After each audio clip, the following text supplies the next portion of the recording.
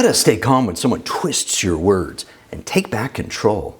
You're not losing control because someone twisted your words. You're losing control because you're trying to fix it in real time. And that puts you in reaction mode instead of control. That's exactly where things fall apart. Because the moment someone misrepresents what you said, your instinct might be to jump in and correct it, explain it, clarify it, defend it. But the more you try to clean it up, the worse it actually gets. Because now you're reacting instead of staying calm and in control. By the end of this video, you'll know how to stay calm, keep control of the conversation, and shut down the distortion without getting pulled into it. Here's what's actually happening in these moments. This isn't just a misunderstanding, it's a shift in control. The conversation moves away from what you said and onto their version of what you said. And now you're no longer communicating, you're reacting. And once that shift happens, you're already playing from behind, because now you're explaining something you didn't say, defending something you didn't mean, and trying to regain clarity in a conversation that's already been reframed.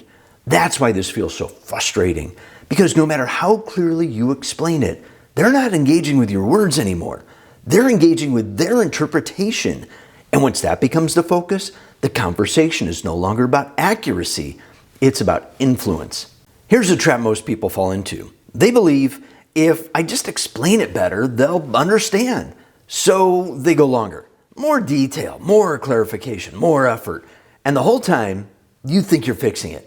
But that does two things. First, it validates the distortion, because now you're treating their version like it deserves a full response. Second, it makes you look uncertain, because the more you talk, the more it sounds like you're trying to fix something that's broken. And now the conversation isn't about clarity anymore. It's about control. So here's what you can do.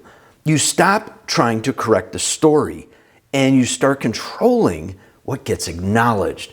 Because not everything deserves a full explanation, especially when it wasn't accurate to begin with. Once you see that, you stop chasing clarity and start setting direction. And this is where real calm comes from. Not from trying to manage the moment, but from knowing exactly how to respond inside it.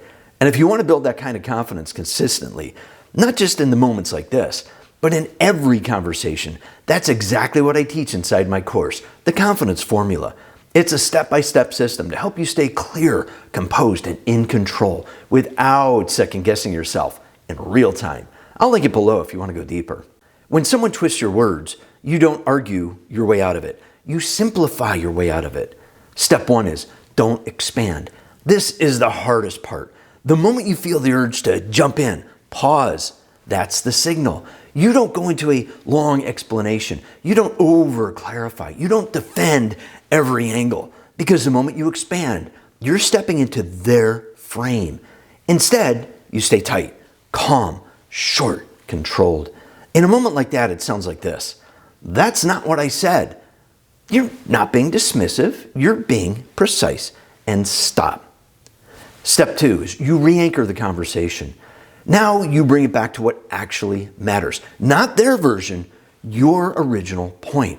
So instead of explaining more, you might say, what I said was this, and you restate it cleanly, one sentence, no extras, no emotion, no added detail, no apology, just clarity.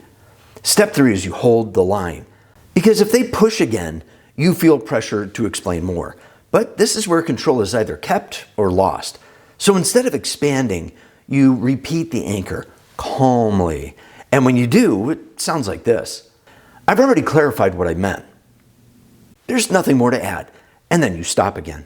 No escalation, no frustration, no chasing, just presence. This is what it looks like in real time. This is where someone says something like this. So what you're saying is you don't care about this at all. Now, most people jump in right away. No, that's not what I meant.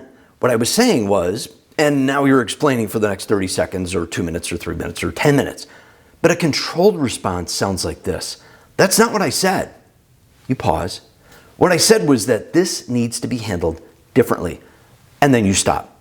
You don't argue, you reset the frame. Now the conversation has two choices. Return to reality or expose itself.